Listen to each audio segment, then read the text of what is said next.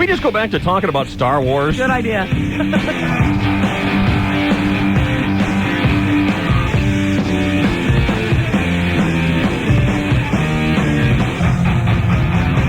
KGB, the Dave Shelley and Chainsaw Radio Show. Here's Sean. What's going on, Sean? Oh, hi, Super Slut. Dave, I just wanted to apologize for ruining the show. Really sorry, man. You know, I called in on this whale topic, and, you know, look what I started. I'm really sorry. Way to go, Sean. Love your show. It's your fault, and we'll remember it forever. Have a good one. Sean Abramowitz. Right. Here's Chris with traffic. Oh, he's gone. Fine. Oh, How convenient is that? Jeez. Taking a Star Wars power nap. All right, listen to this. Okay. Star Wars fans. George Lucas had a private plane waiting for his celebrity friends. 200 VIPs. He flew them to his Skywalker Ranch in Northern California to see his movie. The Phantom? Yeah, no. Yeah. No, No movies. No, the Pam and Tommy I'm Lee. Sorry, my head's still kind of swimming. Okay, go ahead. Hey, Shell, get over it, okay? I know, I keep holding on. I can't let This has affected my life! It has. I can't get through the end of the day now. I don't know what I'm going to do. Well, I was a whale in a former life, and that's why it's affected me. No, he wanted his Hollywood and celebrity friends to see the movie, so he flew them up on Monday. 200 VIPs for a screening. According to one of the folks who was there, it included all three of the Silicone Sisters. That's his name for the cast of Charmed. Oh. Another honorary member of that club, Tori Spelling, was also there. So were Sarah Michelle Gellar, Ozzy Osbourne, the Backstreet Boys, NSYNC, and Hanson. What the hell is... Oh, my God. I think, you know what, I think Lucas is doing this for his kids. He's got children. He seems totally devoted to them, and I think he was going, hey, I can bring all these cool people that kids like to my house to see the movie, and I'll bet that's what he's doing. So cute. Well, the Backstreet Boys. Oh, see, even cuter. They whip. Mm-hmm. What? You're just so hip. What do you mean? It's a new word. I haven't heard that. They whip? Right, and you're going to be hearing it. I just made it up. Right. Oh, okay. I didn't know. You're going to be hearing it, and remember, when you hear it, you think of Jet. Right. Made it up. The super gutter sled. They whip. Yeah. Everyone was upset that Lucas, who was a clean freak, would not let them bring popcorn into the screening room. Oh. Also, plenty of grumbling about the rule that no alcoholic beverages could be served. Oh, I'll bet the Hansons were pissed about that. No Southern Comfort for the Hanson boys. Olsen twins bitching about the fact that no one would tie him off so they could shoot up their smack during the movie. That's just horrible. He also wanted he's no booze because he wanted his guests to be totally alert during every moment of his great epic. Oh, goody. And the source says, after the movie, we were forced to take a tour of the Skywalker Ranch. We felt like a bunch of hostages. Oh, no. Oh, I'll pay the $9 and, get my popcorn and smuggle in my booze the way I'm supposed to. Have you ever taken... A lot easier that way. Have you ever taken a bottle into the movie theater? Oh, yeah. It's a nice feeling when right in the middle of the dramatic scene when it's very quiet. Clank! You kick it over. It goes clattering away about 3 seats.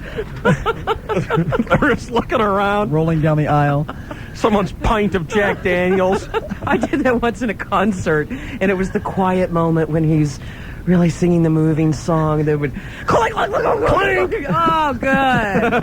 It's in the Civic Center, so the acoustics are perfect for that bottle rolling down. Oh, you did it here in this life in San Diego? Oh, no, in Oklahoma City. Oh, we had a okay. Civic Center there too, smaller one, but it was very embarrassing. The Claremont Theater had the famous $1 Thursday night movie. And you could not go in there any Thursday night without hearing at least a six-pack knocked over.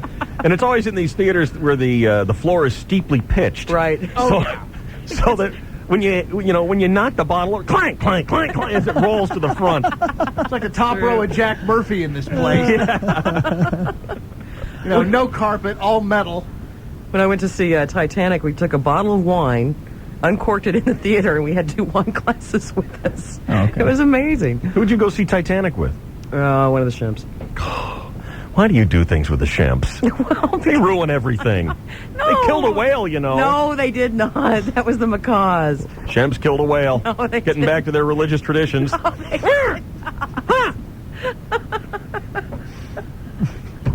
Maybe he has a nice harpoon, and that's why she... They killed it with a lethal eye poke. Oh, that's horrible. Damn whale's That's fault for not being awful. able to get its fin up in front of its beak. I hate that. That's right. It's not a Prevent the eye poke.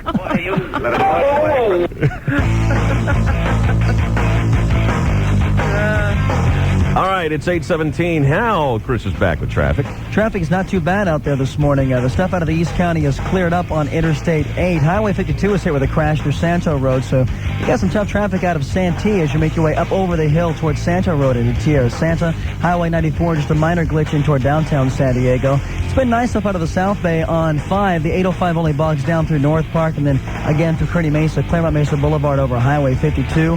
The shoreline almost cleared out, just some stuff past the track down toward the Split. 15 looks really good this morning, and I do want to let you know about some problems up there in Temecula, northbound side of 15 near Highway 79. Real serious crash up there, and it could be some time before they get the roadway cleared up. If you head that way into Temecula, the north side of 15, it could be a bit tough. Smart and Final, faster and easier than warehouse shopping. Now get a 2-liter bottle of Coke for just 79 cents plus CRV, good through May 23rd. That's good for the whale blubber. That's Smart and Final. I knew you were going to go there. Chris Salcedo with Dave Shelley and Chainsaw, the 101.5 KGB. I like to stock up on my whale blubber and Coke before Memorial Day, you know, for the Indy 500. Exactly. I like chewing on a fin, watching my favorite guy take it in turn 3.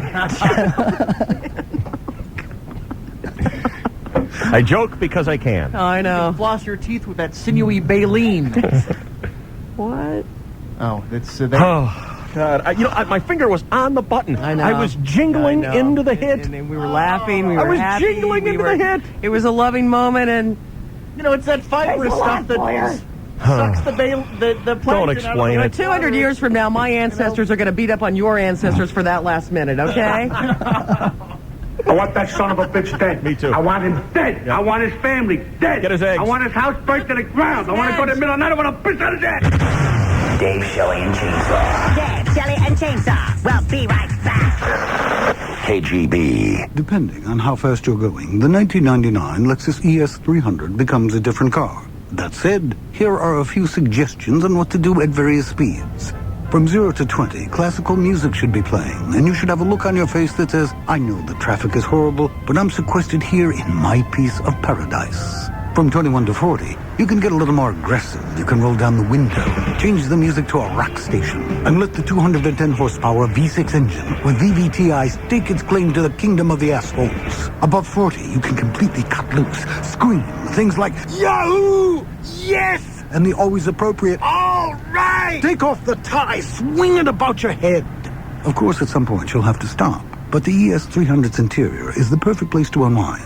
The ES300 starts at just $31,400 at your Lexus dealer in Carlsbad, El Cajon, or Kearny Mesa. Visit us at www.lexusdealer.com. MSRP including destination excludes taxes, title, license, and optional equipment. Actual dealer price may vary. The fighter.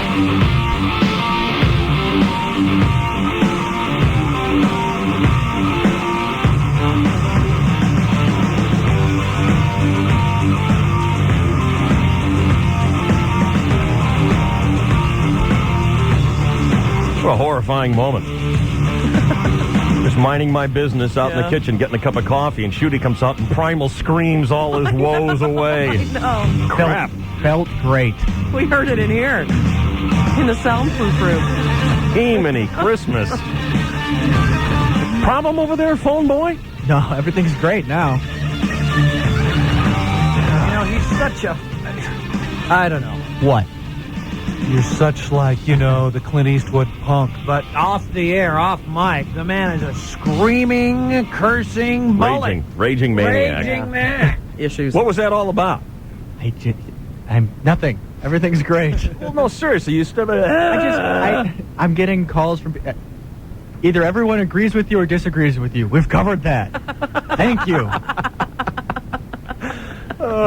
And yes, Shelley knows they didn't break any laws. Yep. And yes, Shelley knows that the whale is not an endangered species any longer. Well, it's such a passionate point. I think people forget that we started out talking about this, how it's it's kind of hypocritical to the old traditional values when they go out in speedboats and use guns to kill a whale and wash it down with Coca-Cola when they're trying to go back to their spiritual roots. Right. That's I guarantee you that did not get through. And look, you just started the lines ringing. Well, that's all we're doing. It's not. Well, like, I know. We're not making our point, and that's what we get for doing our show in French. Gotta have another meeting. We got to start speaking English. Because if they did it right, we would respect the hell out of it. Or if they did it like never mind. Okay, Padres lost. Hey, buddy, our French numbers are way low. What does chainsaw mean? They didn't do it right. What is that? Why don't you go back to Europe, you bastard? I didn't know Modesto was in Europe, but okay, all right, come on. I've never been to Europe. That's what killed me about that caller. I would love to go to Europe. I would too. And then I'd come right back here, you know? God bless America and everyone in it, oh my. Well put, Chainsaw. Except for the ones that we don't like. No, especially the ones that we... You're right. You're absolutely right. Oh. Get out of here with that crap. Got my Birkenstocks on. Oh, God. It does make me want to hug a tree. I can't help it. Chainsaw wrote his sports on hemp this morning, so let's get to that. I recycle all my used paper, and I type on the back of already used paper. What has that got to do with anything? Nothing. Nothing at all. Big deal. Good morning. Well, good morning. Thank you, David. It's a sunshiny day out there. 65 degrees in downtown San Diego. Let's go to I love you. Good. It ain't coming back. We love you too, Chainsaw. That made me feel icky. Jeez. Sorry. I'll be getting an ass grab by the end of the day. Oh, yeah. All right. Padres lost their third in a row, 5-2 to the Cardinals last night at the Q. Now 6.5 games out of first place. Fortunate to be that close. Imagine, there are at least 6 games that by the bounce of the ball, the Padres lost. Turn that around, and the Padres are right back in the hunt. Conversely, there are at least 6 games that by virtue of crummy pitching, defense, and lack of hitting, the Padres won anyway. So it all balances out. So they remain 6.5 games out of first place. Tony Gwynn 1 for 4, now 26 hits away from 3,000. Padres Cardinals again tonight. Andy Ashby first pitch 7:35 at the Q. Who's the best baseball player in the game today? Chris Boyer. Well, no, it's not Chris Boyer. I'm barely asking Chris Boyer who he thinks is the best. Go ahead. Mark McGwire sort of fell off the wagon. Sammy Sosa, haven't heard too much about it. It's going to be Tony Gwynn. He's a consistent hitter. He's a good performer, and the society's a good guy. Don't just give him the name, whatever you do. Tony Gwynn. Thank you. Okay, here's the second best. Now the wind by Dan. The pitch on the way to Junior. Swing and a fly ball. Belted deep to right center. That will fly away. So Ken Griffey Jr. has reassumed the leadership in Major League Baseball with his 15th home run of the year. Just a line drive home run. And Junior now has hit home runs in 4 of his last 5 games, and he is on a tear, baby. On pace to hit 62 home runs, Ken Griffey Jr. He gets my vote with 15 homers, tied with Tampa Bay designated hitter Jose Canseco, tops in the majors. In hockey, there will be no three-peat as 2-time defending champ Detroit ousted by Colorado Avalanche. Once down 0-2 at home, win 4 straight to take that series. Will now play Dallas in the Western Conference Finals of the NHL Stanley Cup playoffs. Toronto and Buffalo back east. Action begins this weekend in both those games.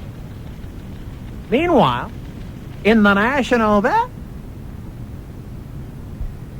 when you grow older, you start having your birthday party games. Pin the tail on the donkey. There's a good safe game for kids. What are adults thinking? Hey, we're having a whole bunch of kids over, big party. We're going to blindfold one, give them something sharp, spin them around, and let them go. Go, Bobby, with the pen, just run amok. And poking it around. What are those noises? Those are puncture wounds, Bobby. Stop. You made a horrible error. Kid's running out the door. He missed the donkey and got my neck. Pin the tail on my neck.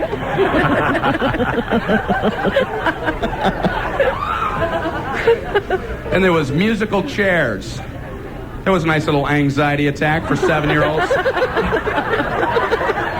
Only one kid can win. All the other kids are walking around going, elbowing their friends. That's fun. How was the party? It was horrible. I couldn't get a chair and I got a pin in my neck. Please don't make me go back. Please. You said that would be a happy house. Basketball Association. The Portland Trail Blazers only managed 5 points in the fourth quarter. Not enough as the Jazz win Game 1, 93-83. The Knicks noltied Atlanta, lead that best of 7, 1-zip. Knicks coach Jeff Van Gundy explained why Allen Houston shot so well in that game. That's what it was, coaching, yep. I was teaching Allen about how to make about 9 straight shots, so, yeah. I thought I did a hell of a job as a shooting coach tonight. Good night. Don't you know sarcasm when you hear it? Good grief. Tonight, another doubleheader on TNT. Indiana at Philly. Pacers lead 1-zip, and the Lakers visit San Antonio. Grudge game. Spurs lead 1-zip. Shaq is going to come out very physical as he feels he was physicaled up by Robinson and Duncan in Game 1. In other sports, label. You know, at the beginning of the sportscast, you claimed a certain romantic notion for me, and Not romantic, necessarily. It made you feel icky. Well, yes, it did. I'll tell you what, I have a seriously gay moment for you that happened. No, wait a minute. What? This wasn't meant to be icky. Oh, wait a minute, I think I know what's going to happen. Darn it. Yeah. Oh. So you're out on the golf course yesterday. Look, it meant nothing? No, it wasn't meant to be an icky thing. Well, it was. Why? I'll go ahead. What happened? What happened? He's such a palsy. God. God, I hate this song. You may see a strange. You know how much sick stuff I've had to do to this song? We went out to Twin Oaks yesterday.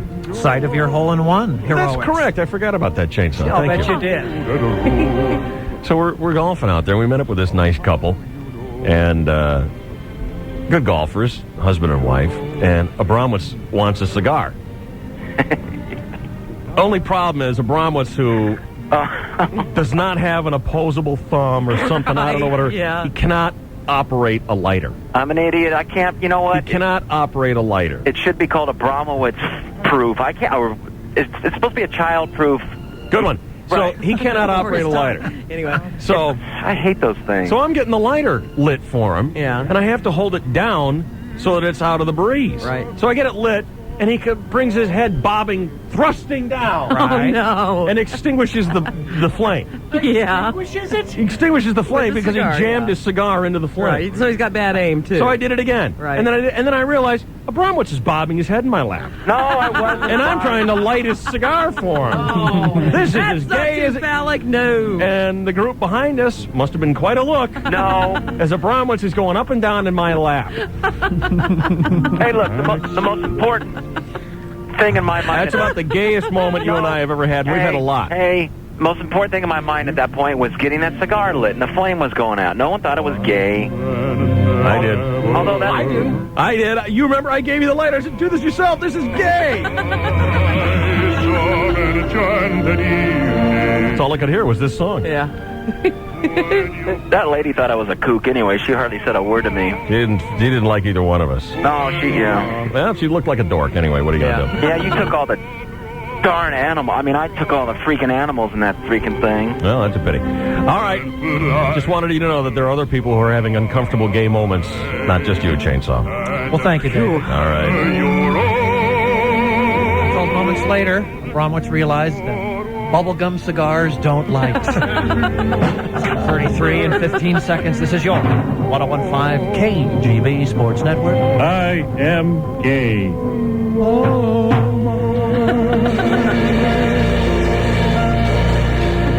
Once you have found her, never let her go.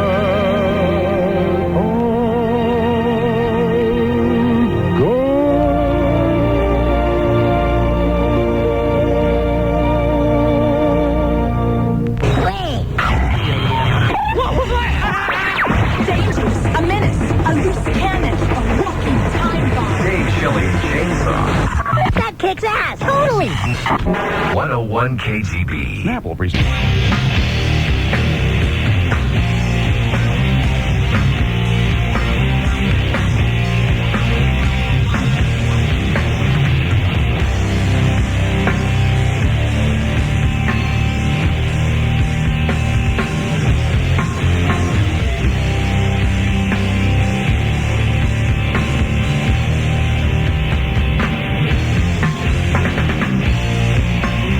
.37 is KGB, the Dave Shelley and Chainsaw Show.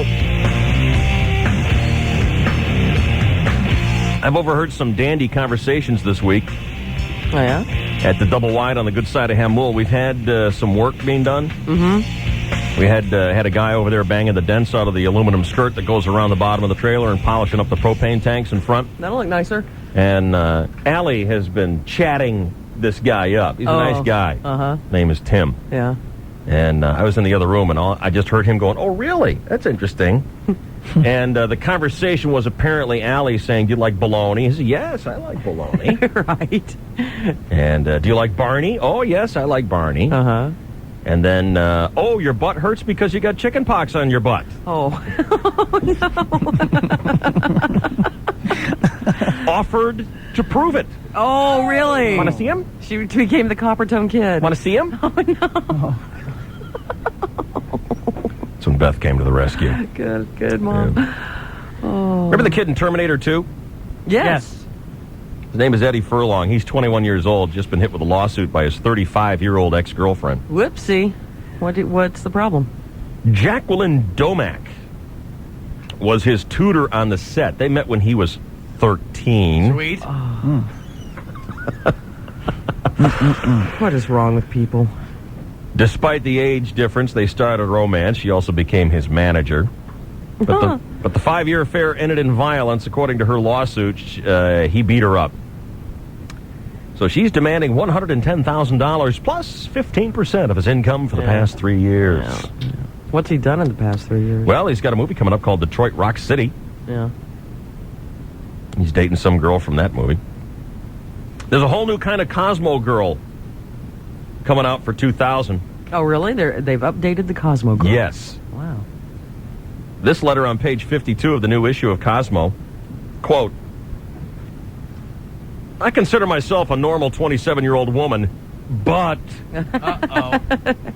Here's where we'll find out that you're not. How come they never write in and say, "I consider myself a real whack job"? Right.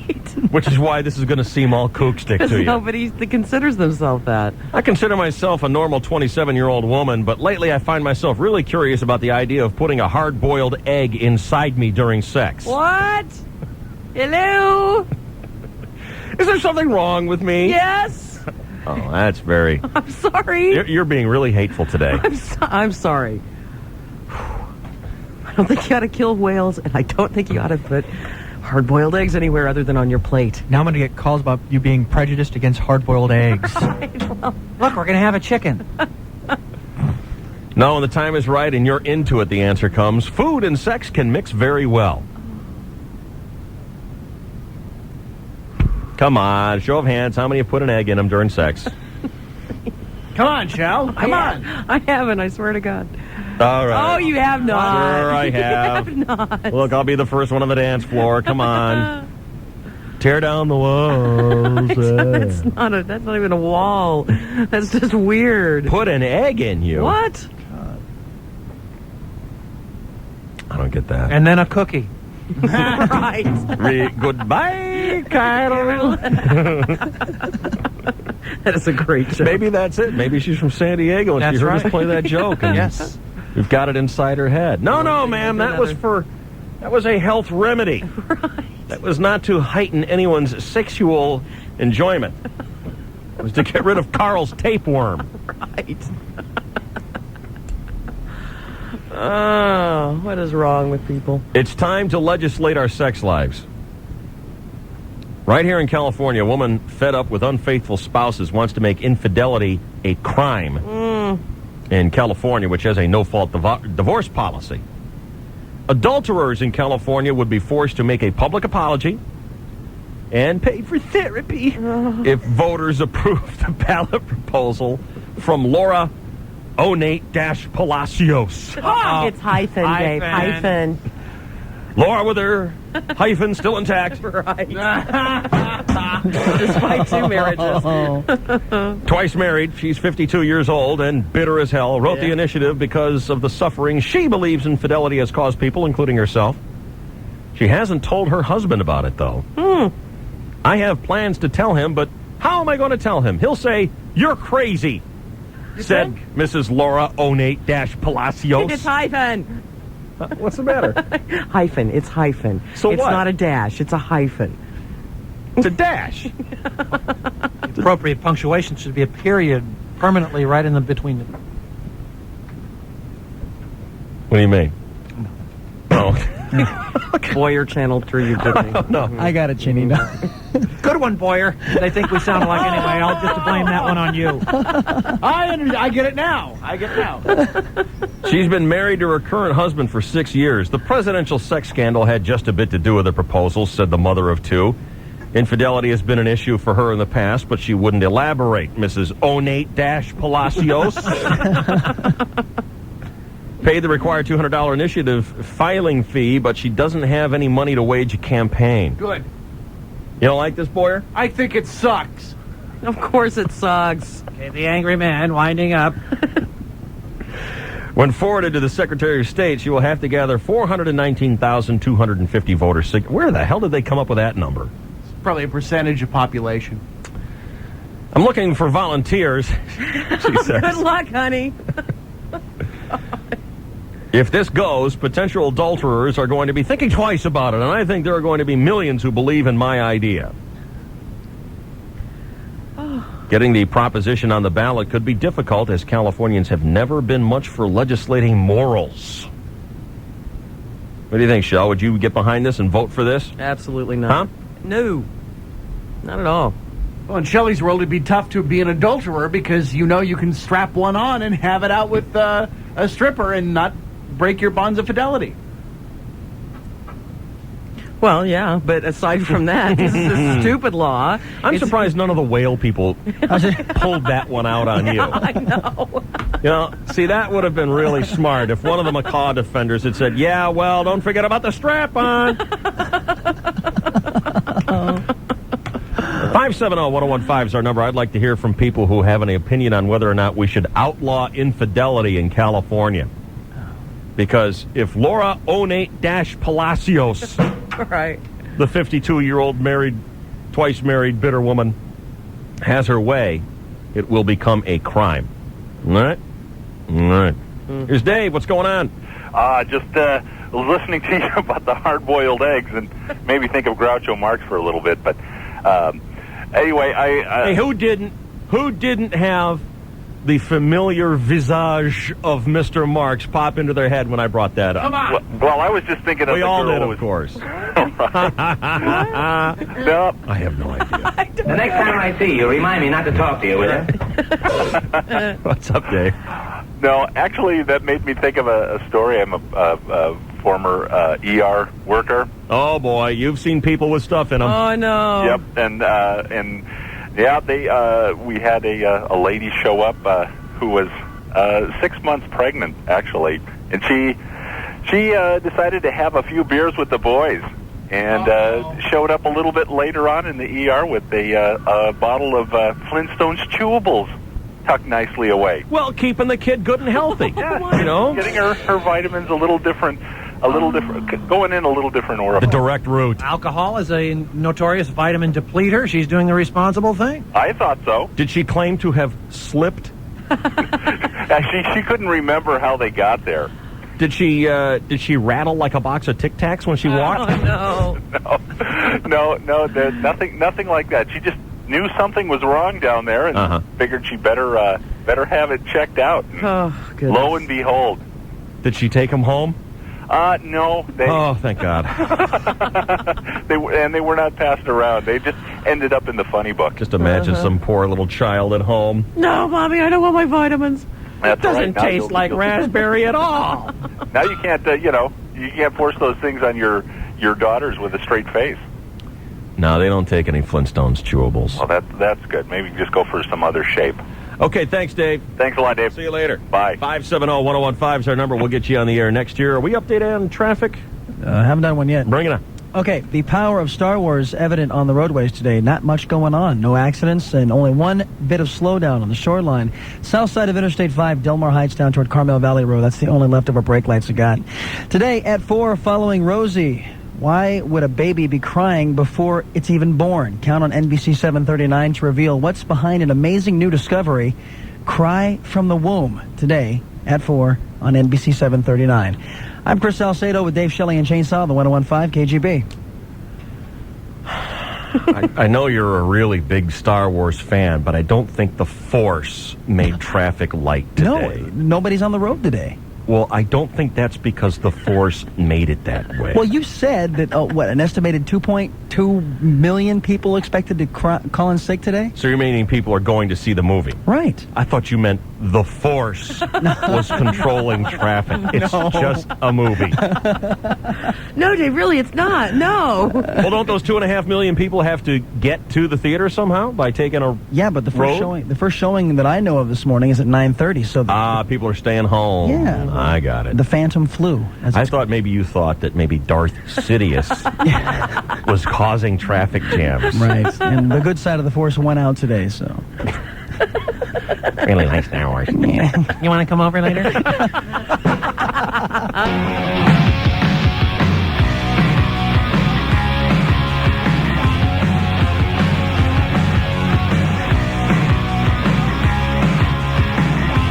KGB, Dave Shelley and Chainsaw Show. Thanks for putting us on, folks. 52-year-old bitter Laura Onate-Palacios is trying to make infidelity illegal in California. Adulterers under her proposal would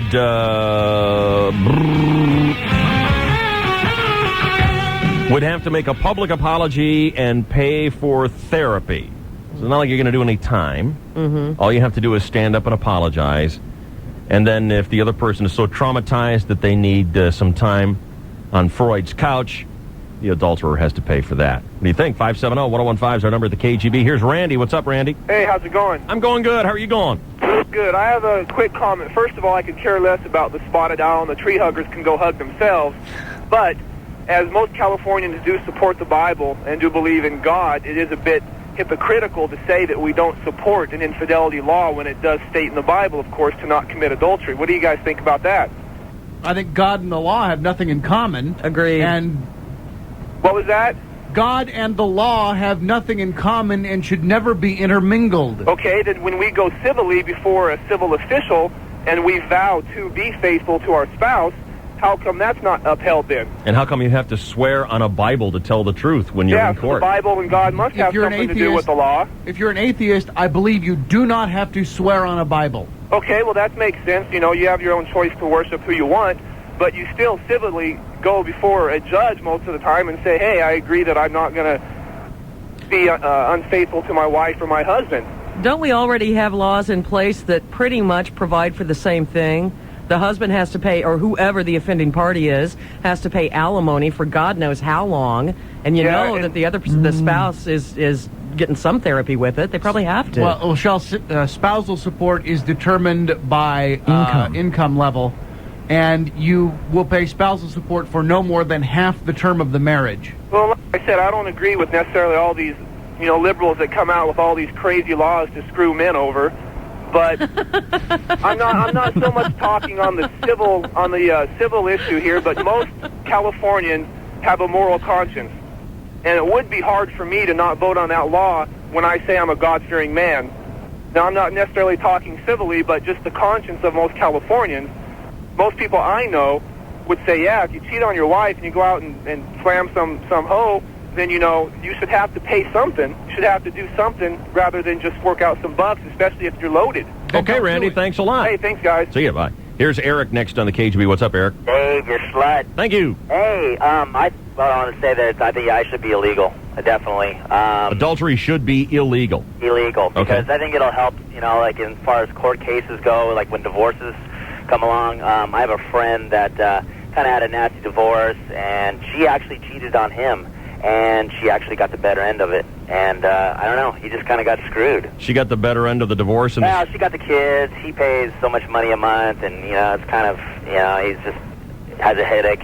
That's a screw job. Exactly. So I don't know. I just think it'd make it a lot easier when it comes to divorces. Just clear cut. You cheat, you get nothing. Okay, thanks. Thanks. Mac is next here on KGB. What's up, Mac? Hey, you know what? You can't make it illegal because, I'm English, my heritage. 150 years ago. Mm-hmm. And, well, did you see the movie Braveheart? Yes. You remember what the Dukes used to do? The right of prima nocta? What is it? No, they had to breed them out. In other words, you didn't get to have your wife the first time. I did. Right. That's the right of prima nocta. Yeah. Right. So what am I supposed to do? Go back to my heritage? Yes. No. Sorry, guys. She's nuts. Okay, Mac, thanks. I love your show. As always, when talking about legal issues, we usually hear from our official attorney. Law offices of Eddie O'Brien. Yes. With the hanky-panky defense. Yes. Right? Ladies and gentlemen of the jury. Yeah. Which among you would not commit adultery married to this particular skanky spouse? You're not talking about Laura Onate-Palacios. Exhibit A. Let me roll the tape. Here she is walking, and here she is making love. My client, if he did this act, did it out of necessity. Comedy. Oh, forget All right, Eddie, thanks. It's a tough room today, Eddie. No, it's not. It's the same room it is every day. I guess the standard for juries is way low. You can make them laugh at anything. It's a tough room when the folks don't roll in the aisles when you bring out that old chestnut about the history of the invention of dental floss. Because that is a gut buster. Huh, Chris? Well,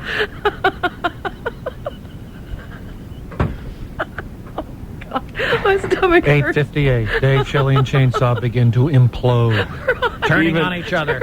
Even Marcel Marceau would burst out with a guffaw when being tempted by the comedy stylings of the dental floss historian / comedian.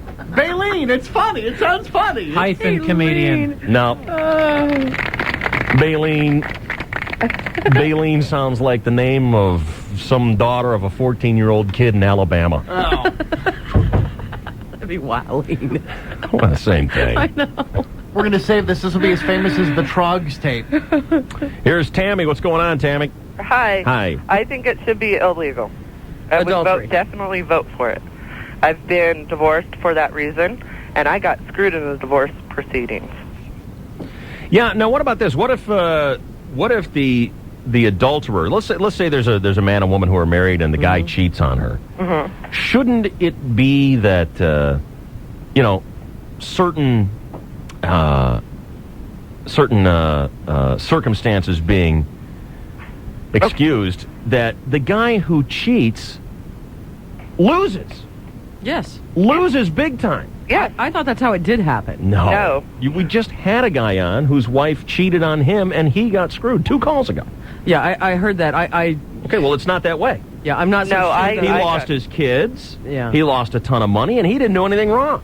I got the bad end of the bargain, and I wasn't the one. It was with my best friend, too, on top of it all. That's a nice feeling. Yeah, so, and he's still out there doing it with other people. Yeah, but this law, if it were on the books, would get you nothing financially. It would only get an apology from him, right? See, that's the thing I'm saying. It's not that big of a deal. Well, no, but It's not like you got to go to jail. Yeah, it's not like they're saying, okay, we're gonna lock you up for a while until you get over this wandering eye that you have. no, but you know what? It would humiliate. Excuse me. Humiliate, Embarrass him, just like I was embarrassed when my friends and my family found out about it when it was with my best friend. Well, you know what? People who cheat are not really. I mean, I know this is hard when you've been cheated on, but they're really not cheating on you. They're cheating on themselves. And Well, yeah, it has a lot more to do. Well, it does. It has a lot more to do with the integrity of the person who cheated on you than it does with what actually was going on in your marriage. Well, no, I realize all that now, but at the time I was pregnant, with our horrible. second child. Well, what do you expect? You know, you're this big tough. Oh, no, no, no, come no, on. no, no, no, no. Man's got needs. He's got desires. He's got. I am sorry, he couldn't meet my needs, so I don't know why he was out humping around. Well, you know what? The bottom line is you can't guarantee that love will last forever. Oh, no, I Either know by that. law or by standing up in front of God and witnesses. You just can't guarantee that But that's going then, to happen. if he can go and file for divorce if he doesn't want to be with me instead of going out and cheating on me. I agree. Well, So- how do you prove that it happened? How do I? Because I have a videotape that they did. Next in my question, dental floss boy. So I'm not necessarily thinking that's a bad idea. You know, if the cheater is proved in court to be the cheater, then they should, really take a beating. Financially? Every way. Yeah. Every way whatsoever. Should we lock him up? It's not so much that I wanted his money. I wanted an apology from both of them, Mm-hmm. and I never got it. And No, I still don't believe haven't got it. I don't believe it's a jail thing. No, I don't believe in locking them up because there's too many other people that need to be locked up. Yeah. But the apology would be great. Well, I mean, how do you prove? What time did this happen? When was the video made? Oh, that was before we were married. Now it becomes an argument. No, let's just assume that this is for. Yeah, that it's come on. cut and dried. You're muddying up the works And you here. know what? Well, let me ask you this. If a judge stands in front of the guilty party and says, okay, now you have to apologize, and he's just saying it because he knows, well, I can apologize and pay for her therapy for as long as that takes, and then I'm done with it. The apology is still not going to be sincere. He's still not going to understand what he did to you. And he won't understand that until it happens to him. Right, but And that's where you have to believe in the laws of karma. That's why I think this woman's idea, while the idea is interesting, the punishment that she's drawing up is empty. It's a big so what? It's empty. Remember now, you would be forced to make a public apology and pay for therapy if needed. It's like, so what? Mm-hmm. Big deal. What is that supposed to do? Yep. I say that, if you're the adulterer, well, then you lose the house, you lose the kids, and you lose the car. You lose everything that we did together. Mm-hmm. It's not yours anymore. And I know it's a material things kind of thing, but you got to do something. Makes sense. Yeah. Thanks a lot, Tammy. And I contend that in other states it is more that way. I mean, certainly when I got divorced, I Hasn't been with my brother, and he's been divorced 3 times. Really? No, it's not that way, Shell. It's screw the man court. Yeah. It really is. I was the one who got screwed, but Well, it's whatever. because your guy had nothing. You date shemps. They walk in with their pockets inside out. No, he did have a lot of bills that he had incurred when we were together, and I got to pay them all. Because he couldn't. All he's got is Because bottle he- caps no. and buttons in his pocket. No, because he wouldn't. He was gainfully employed, but he would not pay. Well, you could have done something about that. I could have lost all my credit. You could have done something about it. You Right. could have said, hey, I did not work up these bills. You just decided to suck it up.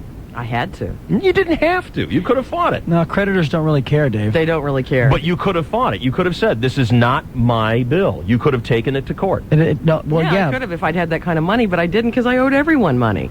It's in her name. It was Yeah. in my name. Oh, well, She's on I the didn't know it was credit in your card. name. Well, then... But we're married. It's in my name and his name. Well, that's... And guess who they go for? The person who's going to answer their phone. But that's a risk, a throw of the dice you take when you sign on to a loser, no good bum shemp. Well, it is. He wasn't a loser, no good bum shemp. He is a loser, no good bum shemp. He stuck you with the bills. He's a jerk. He felt justified. Well, he's a jerk. He's a loser, no good bum shemp. If he isn't willing to be a guy and stand up and do his part, that makes him a jerk in my book. But that's what you got to watch out for when you choose teams. You take that risk. Well, that's all hindsight. You don't. Some people get lucky, and some people don't. And it's very sad that people don't have the level of commitment to a marriage that they used to. I was guilty of that too. We were too young. We were stupid to get married, but we did. So how do you get out of it? Well, you do the best you can.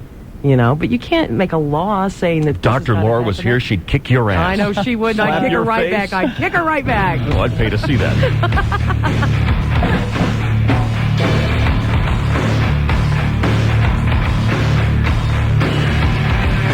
All right, we got a break, and I believe we have news coming up here.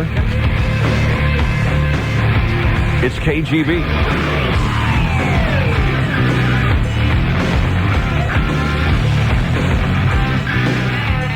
San Diego, get ready for the big one.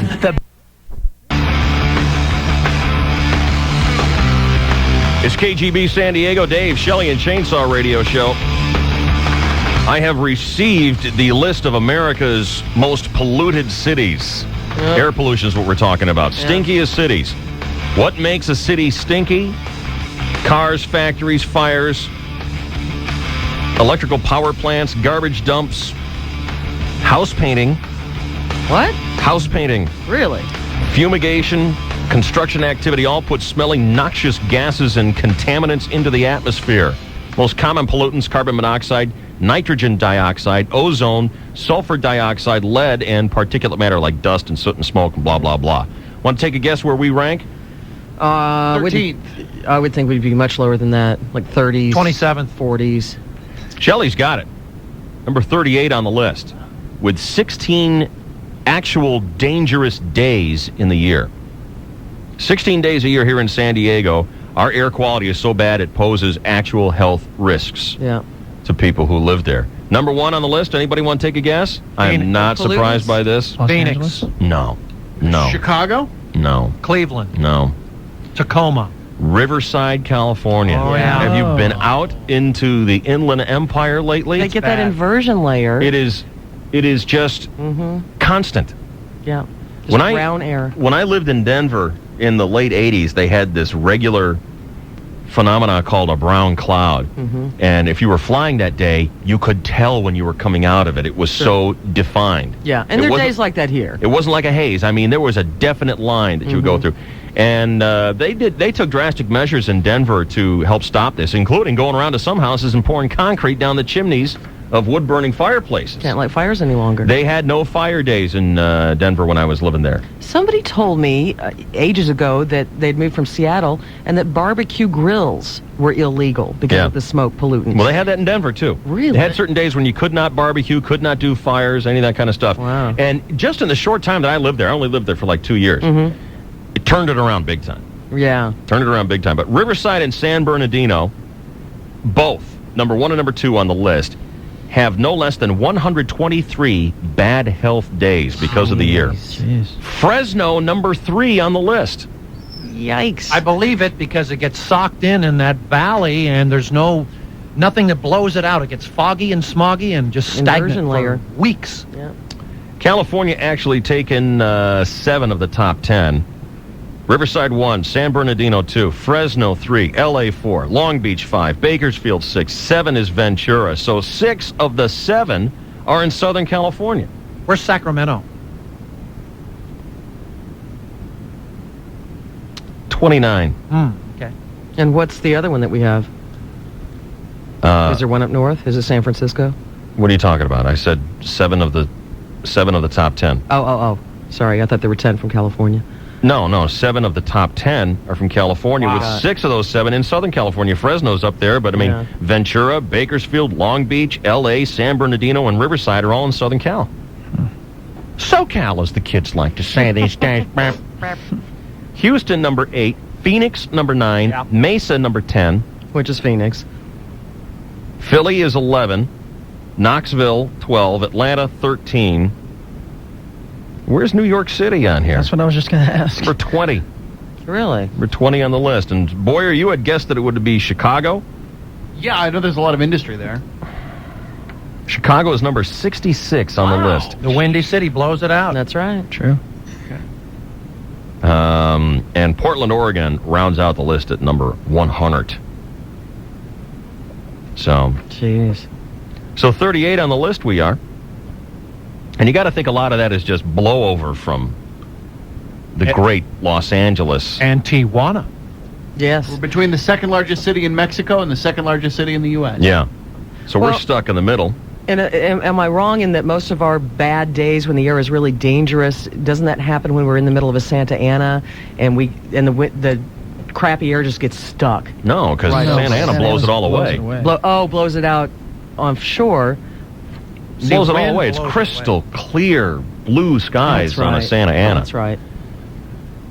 Now, when the wind is blowing hard from the north, which is not very often, we have a generally onshore breeze, but when the wind is blowing hard from the north, that's when you'll see that it's really terrible. And it's all the crap from L.A. Right.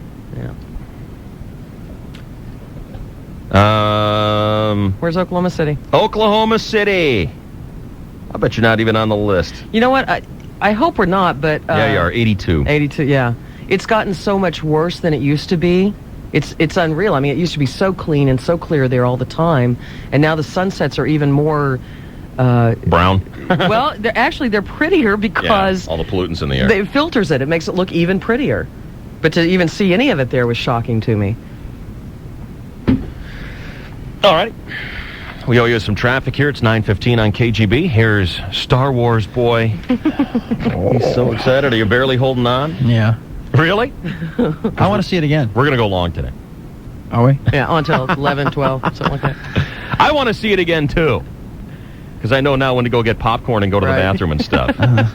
You have to admit there were some boring moments. Definitely. Yeah, the beginning was really, really slow, I thought. Oh, I thought the beginning was cool. Well, I mean... Not after the first saber fight, but when they started introducing the new characters and some of the, Did Jar Jar Binks drive you crazy? I didn't find him as offensive as you did, but I didn't think it was that necessary because I couldn't understand the damn thing. Yeah. It's like another thing that talks like Yoda, only even harder to understand. Mm-hmm. The Yoda guy got a lot of voice work in this movie. And did Sam Jackson seem completely out of place on the Jedi Council? Yeah, as soon as the camera panned over at him, and it's like he was just sitting there. And what the hell is he doing there? Yeah. And then he says, "May the Force be with you," and she. It's like, what the hell? That was out of place. Again, I thought of you. Did you think Jar Jar Binks walked like Jimmy J.J. Walker? Yeah. The whole race did. The whole race of aliens. They had that groove move going on. Yep. And the race scene was terrific. Yes. Did you sit in the front row? No, I sat middle row, a little off to the left. Yeah. And but by far the fighting scenes were very well choreographed. I mean, just intense. Yeah. And as soon as this is the excitement of watching it in the movie theater with a whole bunch of diehard Star Wars fans. As soon as Darth Maul first lit up both lightsabers, I mean, it was just like everybody's like, and you can hear some people gasping, some guys clapping, and they knew it was on then, baby. And then, man, oh, I would have paid to be there. That was so funny. Everybody dressed up and yeah. Let's get those words.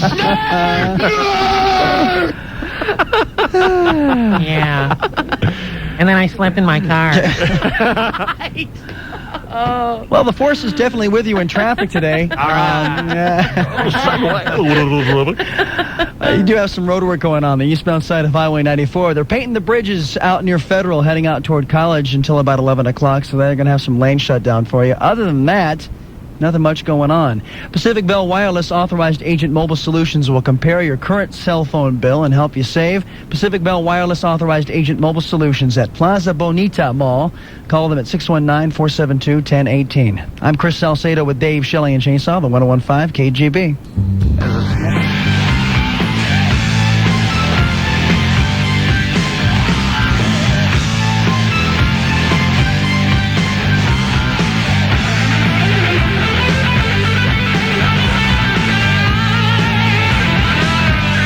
Harley Days of May. Hey, we're heading into the sunset of the Harley Days of May here. 13, 14, and 15 remain. We'll do 13 today. Our quest to put 15 Harleys out in 15 days continues at 10 o'clock with Jim McInnes and Trevor Hoffman. It's brought to you by MindSpring Internet Services. And the GB Bam.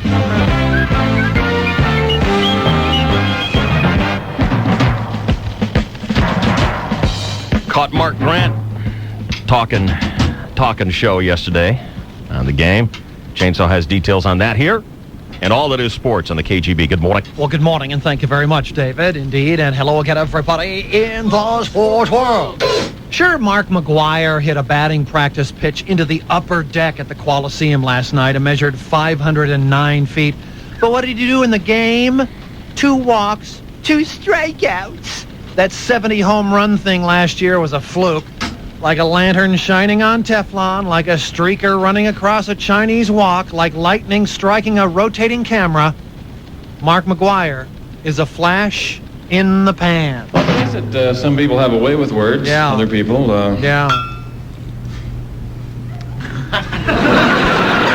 Cardinals beat the Padres anyway, 5-2. Now 6.5 games out of first place, San Diego. Tony Gwynn, 1 for 4, now 26 hits away from 3,000 career hits. And Padres announcer Mark Grant bewildered Channel 4's Mel Proctor with yet another gratuitous, inappropriate, yet richly deserved tribute to Dave Speak. Up the middle, base hit. Eric Owens comes through. Weyrich is in to score. Nevin is heading home, and the Padres tie it up.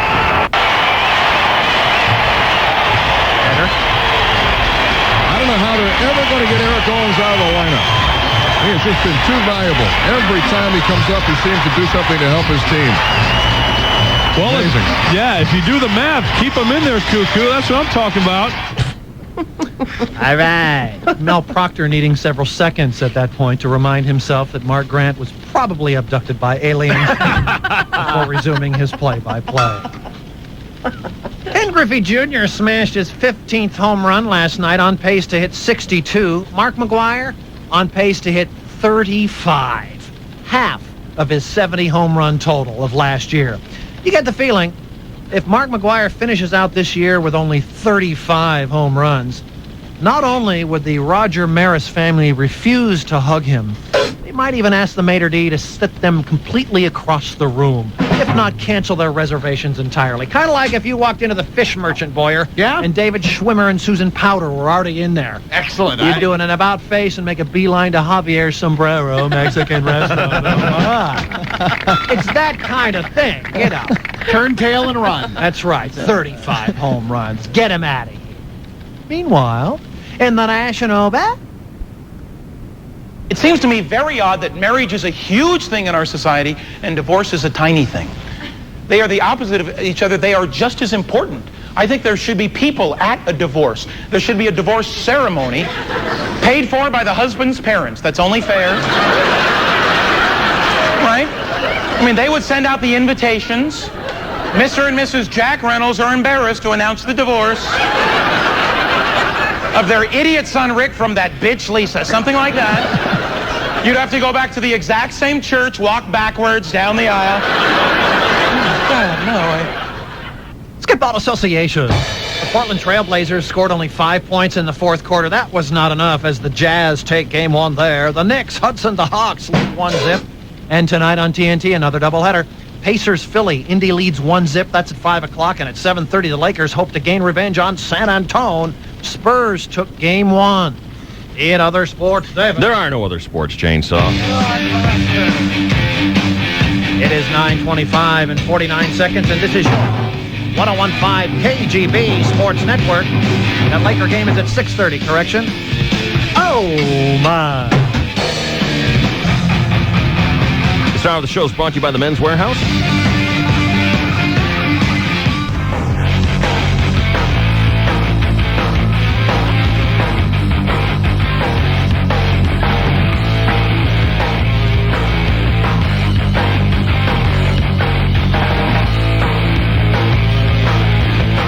Portions of the show brought to you by Toyota Motor Sales, Dow Stereo, San Diego Mitsubishi, California Federal, and Toyota Carlsbad.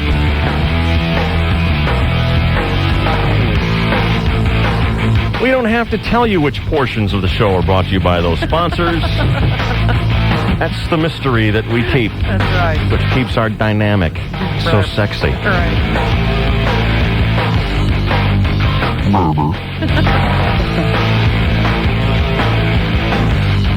All right, do we have news? I got some right here. We have some news. It's going to be sunny later in the day, 69 by the water and 81 East County. And here's what's up. On Capitol Hill, they're churning through a juvenile crime bill, and now Senate Democrats have declared a victory, new victories, because Republican leaders allowed votes on measures that would impose additional restrictions on gun sales. And, of course, Littleton, Colorado, the shootings continue to loom large over these proceedings. Senators are trying to deal with a host of gun control amendments in a seventh day of debate on the crime measure. At the end of the day yesterday, senators voted 78-20 to require safety locks or secure containers to be sold with every handgun. This provision also would provide liability protections for a gun owner who uses a safety lock and whose gun is stolen and then used in a crime. Do you think there's any way to make guns 100% safe? No. Because, you know, seriously, if you want a gun, if you want a gun to protect yourself, let's say you get one because, you know, you live in a place where you think that you're going to be, you know, victim of some kind of crime. If you're carrying a gun around in your purse, it's got a lock on it, and all of a sudden someone comes up and grabs you, your gun lock could end up killing you. That's right. Or costing you, and I don't know. I don't think there's any good way around this. There's no way to make guns safe because they always require people to fire them. Well, but, a lot of people have guns because they want to protect themselves. But if you disable the gun or you make it so much less effective, right? On the spur of the moment, what's the point? That's right. I mean, I see why everyone's trying to make guns a lot safer. I understand that. Everyone knows that. But I'd be awfully mad at myself if I was required to put a lock on my gun, and then while I was fumbling with the keys or the combination to unlock my gun lock, a guy's cutting my throat. Exactly. Because you're going for your gun. Right. There's talk about the ideal gun lock, if there is such a thing, where you have some sort of a little chip implanted in your hand. Oh, I've heard that. And then the gun recognizes that it's the owner's hand wrapped around it and will allow it to fire. What if guns could be trained like dogs? Hell! And then they would unlock. I don't know. I think that wouldn't work. If you're really worried about your home being invaded, you need to use any means possible. If you can't get to the gun, I mean, this goes back to my dad and what he would do. We always knew there was a gun in the house. We didn't know where. We knew if we ever saw it, we weren't allowed to touch it. But he also kept other things around, like a huge sock full of quarters. And that would have been a weapon if somebody had broken into the house. Right. Your telephone is a good weapon, too. If you got to hit somebody, grab the bedside phone and hit them. The huge sock full of quarters had never worked for me. I'd spend it all on gumballs. Yeah, you would. I know. Well, this to me is... What if you threw your gun lock at someone and hit him in the head with it? Right, exactly. Well, that's what the Cowboys do when they run out of bullets. That's it. They throw the gun. You got to throw the gun. It's the only thing you have left. I wonder how many times a guy threw a gun and then realized he had another whole pocket full of bullets. No. Then you got to throw the bullets, and they don't go nearly as fast. No, they don't. Throw them at you yelling, bang, bang. Hey, you're dead. Fall down. Hey, that guy's still armed. Spit him out. Cover me. Well, at the IRS headquarters, we've got some very afraid agents. Enforcement actions aimed at collecting unpaid taxes have slowed drastically, and they say that's partly because employees of the IRS fear being fired under the new law that broadly boosted taxpayer rights. Very few people are going to take the risk that if you make a mistake, you'll be fired, according to Robert Tobias, president of the National Treasury Employees Union. They represent 92,000 IRS workers, and he says as a result, there is very little collection activity taking place right now. Now you tell me I've already filed. How can the government possibly survive if they only take the money people actually owe? It's unbelievable. This might be a big duh to people who are from San Diego, but I didn't know this. A question was posed to officials, why is there an approximately 3-mile stretch of unfinished I-15 down south? It goes near 805 to the 8, generally along 40th Street in San Diego County. Does everyone know the area we're talking about? Yeah. It turns into City Business Heights. 15. City Heights, right? Right, and it goes right through that neighborhood. It turns into a city street. Yeah. Yeah. That is ridiculous. Turns out it was all because of a typo. That's what caused the delay. Back in 1957, when the interstate system was unveiled, I-15 ended in Riverside County. In 1967, the Federal Highway Administration agreed to extend the freeway to San Diego. In the paperwork, however, there was a typo, and it said the freeway was supposed to end at Interstate 8. That was the typo. It should have said it would end at I-5, and that's why that big gap is there. In the 80s, when the interstate system was becoming fairly complete, Congress gave Caltrans permission to complete the project, even though it wasn't initially allowed for. Now the project, I-15, should be open before the end of this year. What happens when you go south of 8 on 15? Right now it turns into, you have an option of going to Adams Avenue. And they had to buy up a whole bunch of, this was another problem, too. There was a whole bunch of houses along right in the way. Business 15 right in the way. So the county had to go through all the procedures of bidding for these houses, paying the fair market value, getting rid of holdouts, and there were a lot of holdouts, weren't there? Yeah, As I recall. initially, yeah. And like Shelley said, they're punching it through right now, and it's causing some problems, too. I took it the other day. See, you know what? That's why, again, the dictatorship would be good. There'd be none of these holdouts. We'd have our freeways where we could go. I would just bulldoze through these people's house. Here's $100. Go away. $100. Well, whatever it's worth. Worth a little bit more than that. No holdouts. None of that crap. That was my house. Yeah, it's rubble. It's under a tractor. It's worth $100. Here you go. Get out. The dictator would not look kindly on holdouts. Squatters, as it were. I would like to see the dictator get rid of the typist who made that mistake to begin with. Well, that stuff's going to happen. She was a hot babe, and we had to have her. Right. Sounds like a perfect system Couldn't to me. type, but man, could she take dictation. You promised to let her keep the job if she wouldn't press charges. No one presses charges against the dictator, Bam. No. Well, to celebrate their 20th anniversary, Entrepreneur Magazine is looking at how much of an impact technology has had on businesses or business people's lives. For example, because they dropped out of Stanford University's PhD program, the founders of Yahoo, the internet search engine, are now worth $3 billion each. If they'd stayed in the Stanford University PhD program, they would now be holding jobs making about $150,000 a year. Thanks to technology, the boom in the Silicon Valley, a house there that sold for $75,000 in 1975 now goes for $900,000. God. Dictator wouldn't have that stuff going on. None of that? He owned the property. Unless he owned the property. The dictator had some land up there. Thank you. That's it. I don't know if we need this or not, but NBC has announced that Saturday Night Live will kick off its 25th season with a 3-hour special in late September. Dictator wouldn't allow that. Thank you. I'm all for that. Unless they brought back all the cool guys like Chris Farley and Phil Hartman. And well, yeah. Dictator would have had Farley on a diet, would have had him away from his wife. Dictator is all good. All-knowing, all-seeing. Dictator would have known about this. 13-year-old Luke Bennersley of England loved to play soccer and rugby just like all of his friends. About a year ago, he got a really bad backache. Doctors couldn't figure out what the problem was. They initially thought it had nothing to do with his neck, even though he had a major droop in it that left him ever holding his head up straight. He had droopy neck? He had droopy neck. But the doctors, brilliant as they were, finally discovered the source of little Luke's problems. His neck has been broken for 12 years. Oh, my God. He had a gap in his neck 1/4 inch wide. The medical geniuses didn't know this until he broke it again. Walk it off. He came up from underwater in a swimming pool and rammed his head into a foam raft that some kids were playing on. I've done that before. He's got a glass neck. He does. Well, he breaks his neck on a piece of foam. Well, that one paralyzed him instantly, and he sank to the bottom before being rescued and taken to the hospital.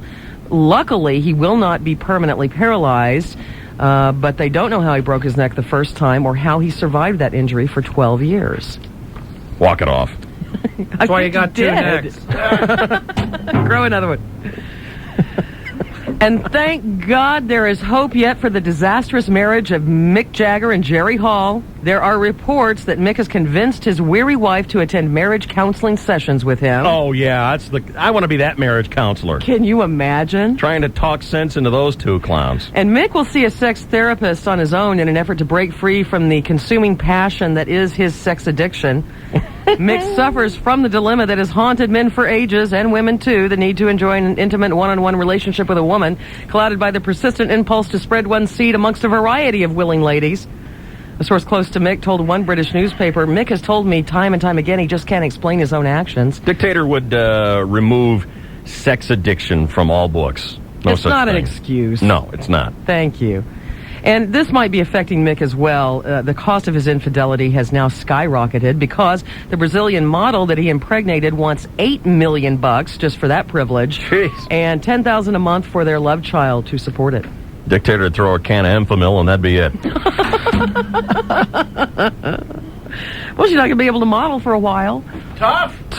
That was a risk you took when you plugged in, sister. Well, last February, the beautiful Paula Jones signed a contract to pimp her very own psychic hotline, dubbed the Paula Jones Celebrity Psychic Network. The ingenious idea was the work of Jack Gordon, former husband of LaToya Jackson. Sadly, though, the hotline has not taken off. Very few people are willing to cough up $3.49 a minute to hear one of Paula's psychic employees rattle off silly predictions. So Jack Gordon has devised another Paula Jones money-making scheme. He's told a Florida paper of his latest plan. Says, I think Paula has a big career ahead of her. She sings really well. Oh. And we're looking at a country album now. Well, at least we won't have to deal with it. Tony and Chris are crying in their in their chaw this morning. Say it ain't so. Finally, of course, this is the day that a lot of people have been waiting for 16 years. Episode 1, The Phantom Menace. You'll see the film today. Enjoy. Unless you got your tickets last night and then slept in your car before you went to work. Yeah. It is estimated that by the end of today, The Phantom Menace will have generated $45 million in ticket sales. And if it does, that'll make it the biggest opening day blockbuster in the history of film ever, anywhere, on any planet, anytime, anywhere. Even if it was a long, long time ago. Far, far away. Galaxy far, far away.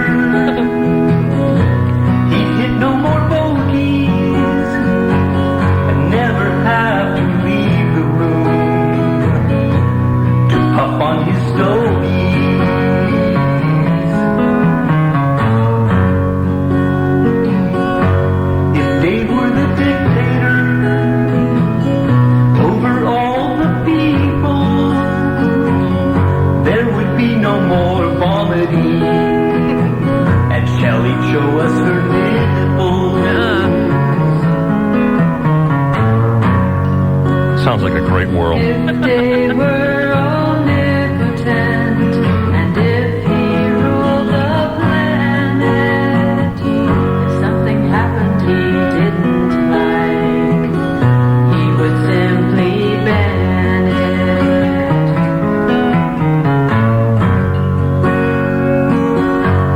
If Dave were the dictator, and we were his ladies, there'd be more wow, wow, wow, wow. You were screaming, baby. Who doesn't want to live in that world? I want to live in it. Me too. Rent me a space. 9:45 KGB, your last check on traffic. Here's Chris. One problem on the roadways. The King Freeway, Highway 94 eastbound. The painting some bridges there from Federal out in toward Lemon Grove, toward College Avenue. That's taking place here for the next hour and 15 minutes or so. Rest of the roadways have been nice most of the day, attributing that to the Phantom Menace opening today. Everybody calling in sick. San Diego County McDonald's, where you can still get 29-cent hamburgers every Wednesday and 39-cent cheeseburgers every Sunday. Did somebody say at McDonald's? I'm Chris Salcedo with Dave Schilling and Chainsaw, the 1015 KGB.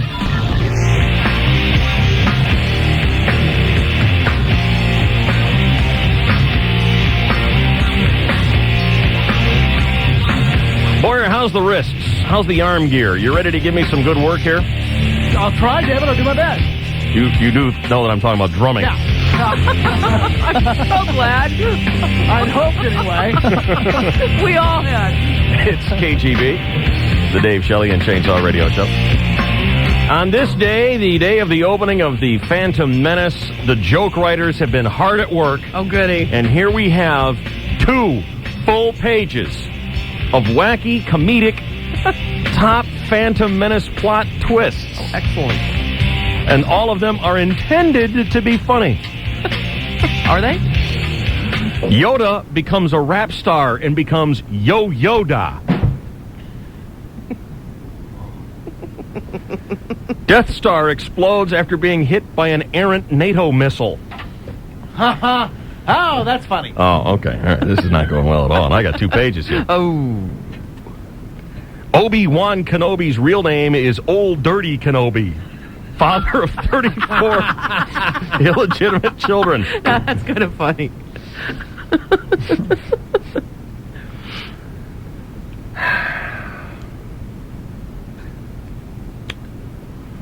Some of these really suck. Okay,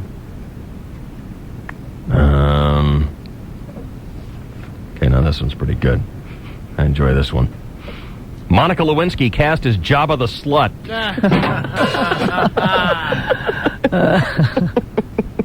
Toxic waste floods the planet after Jabba the Hutt eats chips made with olestro.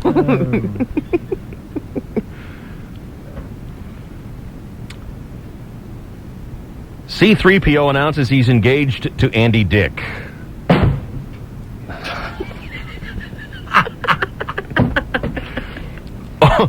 Obi-Wan Kenobi defiantly tells the Jedi Council, I did not have sex with that droid.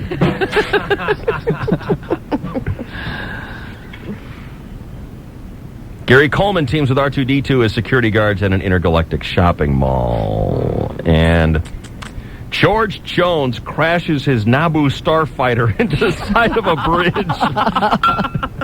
That was decent. Is that the place to end it? Yeah, well, I don't know. Is there one more? Is there one more? There's a whole nother page. No, it's that one already got rejected, Cookie. I saw him go through it. Mental note. Oh, wait a second.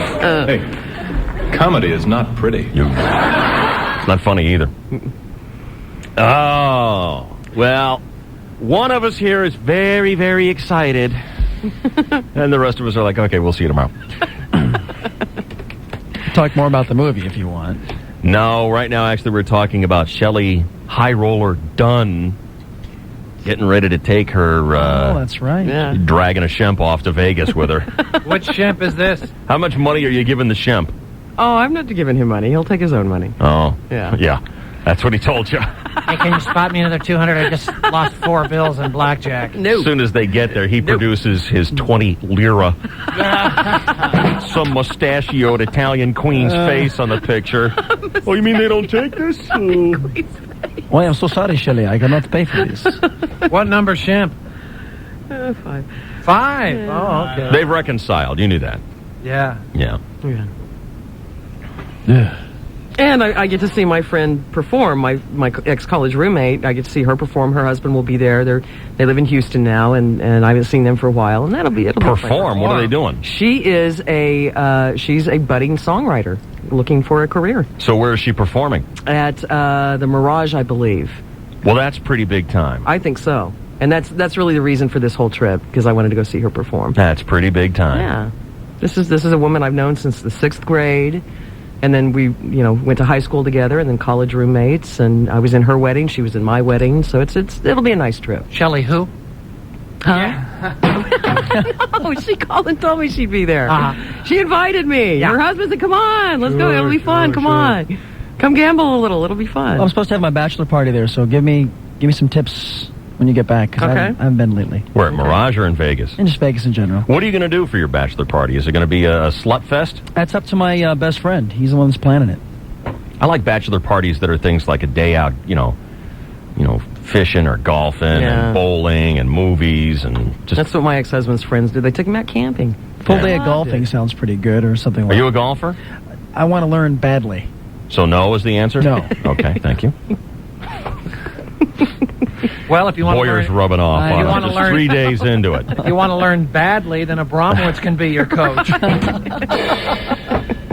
So what is this gal doing? She's going to be sitting there on a stage with a guitar singing away? She actually does. She writes and performs rock songs that are. It's kind of a la. She's got a voice a little like Robert Plant. I mean, she's a bluesy. She has a voice like a guy? Well, I mean, she's a blues singer, blues type singer. Right. It's kind of like Huey. I guess. Huey is blue, man. That's as blue as it gets. Sometimes bad is bad. Down home blues. Yes. Yeah. But no, she does that kind of song. She going to be in the lounge or one of the big rooms? I think she was going to be at the Baccarat Lounge. Parking lot? Right. By the yellow dumpster. The singing ballet. She's got a gig. I mean, this is a good gig for her. And I actually got to go. I flew to Houston once to watch her play a gig out there. Because it was... Family was there. Got a jet down to Houston for one of her gigs. Well, that's what they call it. Yeah, that's because they're in it, not you. Well, she just said, "You'll come see my gig," and I said, "Okay." My gig. Well, I guess that's what she calls it. I can't take anybody seriously who says gig. I got your gig right here. You're a performer. You're going to sing some songs on the stage. Right, exactly. Yeah. Well, that's pretty cool. It'll be fun. How much are you going to allow yourself to lose? Should you lose? I mean, we're expecting that you're very successful with the roulette table. I like to think I am. You win a lot of money. I mean, typically we would say in your gambling career, you're ahead of the game. That would be A lie, but I'm just trying to make it sound good. I was thinking about all the lottery tickets I bought that have failed me, but Doesn't count. We're talking yeah, in just roulette, about Vegas. Yeah, in Vegas and roulette, I usually do pretty well because my theory is when you invest 20, you make 80, you walk away. Take a little break and then come back. Okay, And so you can what lose do you some more. allow yourself to suffer before you? I've had a pretty good month, and I think I'll take $400 and play with that. That can be, if I don't come back with that, that's okay. You're like, all right, if I If blow I lose this $400 it, fine, fine. It's just part of the trip. warm up by throwing a couple of 20s out the window on the way. Okay, I will. You know? That money will go a lot more slowly than it will at the tables. Yeah, I know. And you're going to go see that new Italian place. Bellagio? Yep. Yeah, I want to go see that. I mean, Martha did her whole show from there one day, and now I'm hooked. I have to go see it. Martha Washington. Stewart. Okay. You're a roller coaster girl, Michelle? Yeah, and you know what? I've ridden the one at Circus Circus, but what's the other one? The big high... State Line, Nevada. Well, I'm flying, so I can't. That won't help me any. Oh. Yeah, I know. Well, there's one on New York, New York. Is it better than the one at Circus Circus? I don't know. No. Stratosphere. What the hell is this all of a sudden? New York, Circus Circus. What does Boutros Ghali think about that? He's renamed the town of Vegas. Let's have a talk to Jar Jar. And He thinks that is not good. Well, the one at Circus Circus, the last time I was there with my brother, we rode, and it was great. Remember the game Mousetrap? And all the little contraptions. Yes, yes. That's what that roller coaster's like. Mousetrap never worked, though. I know, it never worked for us, too. I mean, you got 15 different contraptions that had to work. Once you finally get through all the setup of the game and playing the dumb game itself, I mean, did you ever play the game, or did you just set up the mousetrap? Set the damn thing up. Set the damn thing up and see it work. Mm-hmm. And you got 15 contraptions that got to work, and the second thing is the boot, and it fails. I know. What the hell?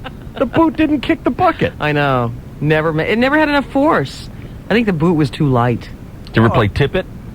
No. Tippet might have been our game. It's not even. Did you ever play Pie in the Face? No. Loved Pie in the Face. Never played. You get a Operation pie was one of our and favorites. smash it in a guy's face. It's awesome. Well, it was actually, you would put your face into the game, Yeah. and then you'd take your chances that the pie wasn't going to hit you in the face. Like a hot potato thing. Yeah, exactly. Okay. Well, it's, All right. it's basically Russian roulette with a pie, as opposed to a gun, Now, that sounds which like can hurt fun. more. It sounds like a lot of fun. Mm-hmm. We loved Operation. That was one of my favorite games. Operation freaks out Carly. I can't get her to play. She thinks she's Really? killing the patient all the time. Traumatized. And of course, my favorite was my Easy Bake Oven and my Knit-A-Row a Second. That was my favorite game. I loved Easy Bake Ovens. I ripped off my sister's Easy Bake Oven. I am gay. That's nice. Oh, boy. Before or after you got into Star Wars, and Good sleep in your cookies, car man. and Good you go into cookies. midnight movies. Yeah. Get some sleep. Stole my sister's Easy Bake Oven. Oh, come on. Ah! Wow. He's a sensitive man. I like to cook. What can I say? What a punk. the only way you can justify That must have made your dad so proud. Dad's looking at his little son. Maybe he'll grow up to be a linebacker someday, or I who played knows. football. Something cool. Touch. Herman! Chrissy stole Sally's Easy Bake Oven again. You better have a talk with your daughters. Lots of men who are manly like to cook. I think it's wonderful.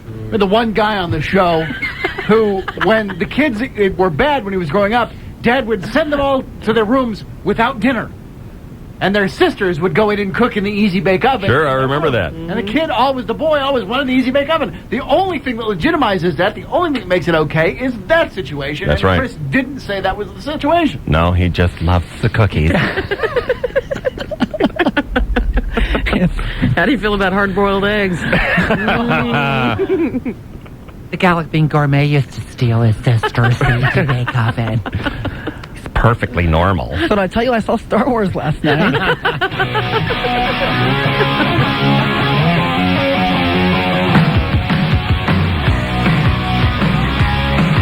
Last chance to get on with us here, 570-1015. We're going to wrap things up next here. It's KGB.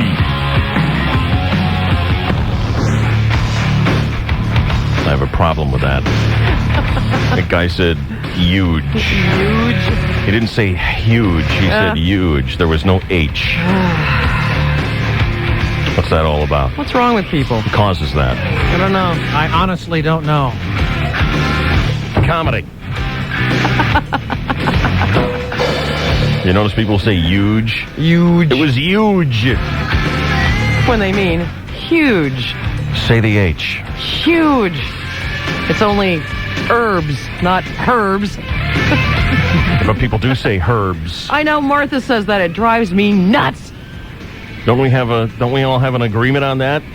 You're in America. But It's an herb. That's right. It's huge, but it's an herb. I honestly don't know. You say, Boyer, herb or herb? I say herb. Yeah. The English have a terrible time with the letter H. Pay it up. Pay it up. All right. Pay it up. It's $1. But then I was going to bring up the Anglo pronunciation. Yeah. That's a just shoot me $1 right there. Yeah. Okay. Did you guys see Just Shoot Me last night? There you go. Yeah, wasn't it great? They were betting on each other all night. They were the guys. The plot for the guys was they were betting on each other's behavior, which very funny. Mm-hmm. And that guy did say huge in that commercial. Yep. And I knew if I brought it up, Boyer would say something about the English accent or a Cockney dialect. So he passed me a note, which in effect was our bet. Yes. And I went, yeah. Which you didn't really agree to. So Yeah, keep your you're $1. You're right. But I wrote on a piece of paper. Here, let me read it to you. Here, I'll put this on red 11 for you. Thank you. You're welcome. And Can I sign it so I know it's mine? No. Oh. Yeah, Dave, we won $1 million, not you. Funny thing, it was the bill right behind yours. There, my initials are on All right, now. you got it. All right, thank you. Boyer will mention Cockney/English accent. Thank you, my friend. You just won me $1 million. Get the feeling we've worked together too long. We know each other just a little too well. Well, David, that's because the English have a horrible problem with H. I got to go to your hospital. There he is. I got a bump on my head. I was playing with it. You will. All right. It's a bump on your head. Good, John. Please just drive off in your Volkswagen. Jim McInnes is next, giving away Harley-Davidson motorcycles. Harley. With Trevor Offman. Right. Telling you when to call in. Love your show. See you tomorrow.